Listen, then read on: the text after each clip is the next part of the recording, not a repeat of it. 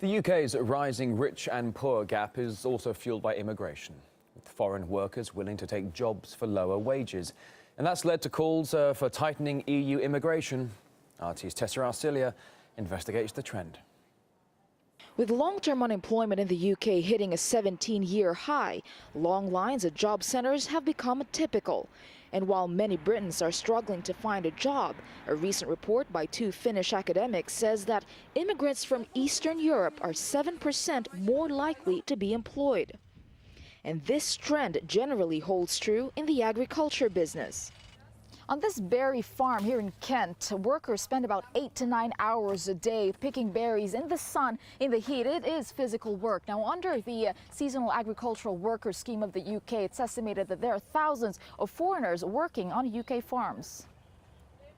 Robert Pascal, who runs this farm, says there are between 300 and 350 immigrant workers during the harvest season. They're mostly coming from Eastern Europe. Bulgaria and Romania are probably in the majority. We need a supply of people who come in for the summer season, and that's not so popular amongst the English people because they want continuity. It's not considered to be a profession. At the same time, you've got a lot of keen, enthusiastic and bright Eastern Europeans that come for 6 months, and we see how bright they are.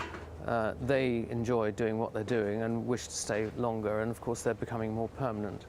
Like Vali, a Romanian who's been working on this farm for 9 years. Do you mind doing all this physical hard work? No, I think I'm enjoying that. If I was not enjoying that, I was not here. I was just sitting in an office somewhere back in my country.